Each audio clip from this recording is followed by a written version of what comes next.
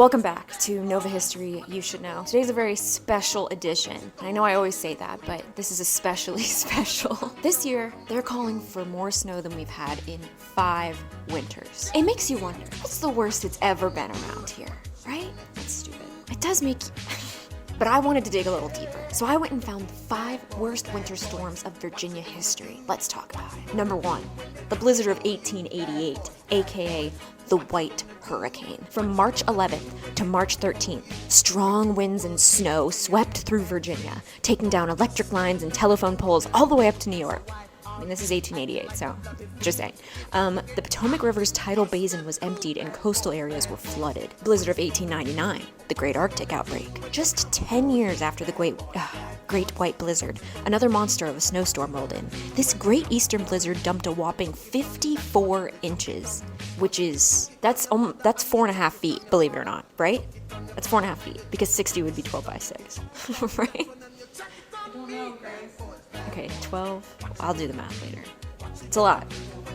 Okay, cool, thank you. Including Warrenton. Okay, this month was historically frigid, and there were reports of ice flowing from the Mississippi River into the Gulf of Mexico. Now you better be strapped in for this one. This is a story that is just absolutely catatonically crazy that Paige and I were talking about. We couldn't believe it. We couldn't believe it. I wasn't alive, but I can't believe that it's not in a textbook. The blizzard of 1993, aka the Superstorm of March 93, also known as the No-Name Storm. Hear this, okay? Between March 13th and 14th, a massive storm caused over 100 deaths on the East Coast. This is called the 1993 Storm of the Century. It was a cyclonic storm that formed over the Gulf of Mexico on the 12th. Cold weather, heavy snowfall, and high winds combined with storm surges that caused 11 tornadoes. This storm stretched from Canada to Honduras, okay? The cyclone moved through the Gulf of Mexico and then through the eastern United States before moving into Canada, and eventually it dissipated into the Atlantic Ocean somewhere around the 15th. Here's the freaking crazy part. They think that this was caused by a volcanic winter that started with the 1991 eruption of Mount Pinatubo. The temperature in the stratosphere rose to several degrees higher than normal due to the absorption of radiation by the aerosol. In English, please.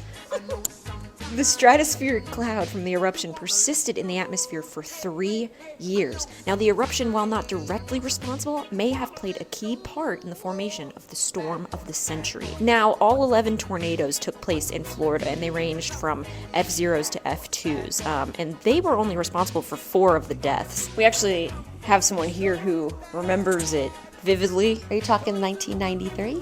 That one? Yes, the cyclonic no-name storm of the century. Yes, I was pregnant with Carly, and Carly is my daughter. Okay, well, viewers might not know that. I apologize. Carly, my daughter, who is 29. It actually came up to the East Coast, and it sat on top of, I think, New England, and just snowed for days and days and days. Were you cold? I wasn't, because I was pregnant with Carly. She kept me warm. Wow, thank you. We are here with someone else who remembers the... You can't do that. Thank you.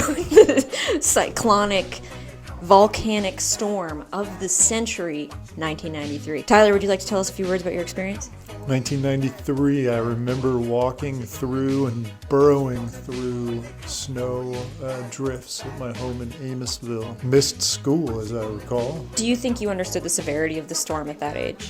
100% no. Crazy storm. All right, we got 2 left. Winter storm of 2009, aka Snowpocalypse. This is December 18th and 19th. A quick and heavy snowfall produced several feet of snow throughout the state of Virginia. What made this storm particularly memorable was the aftermath, because the governor declared a state of emergency. Blizzard of 2010, aka Snowmageddon. You know, who remembers this?